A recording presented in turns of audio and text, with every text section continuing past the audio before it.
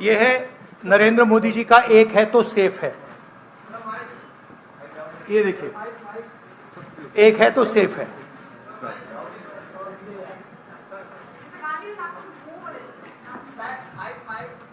ओ heavy. ये इसमें एक है तो सेफ है, ये नरेंद्र मोदी जी की महाराष्ट्र सरकार की स्ट्रेटजी है। हम आपको ये दिखाना चाह रहे हैं। मुश्किल खुलता है ये पकड़िए।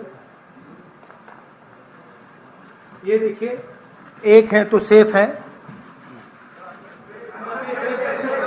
देख लीजिए। और ये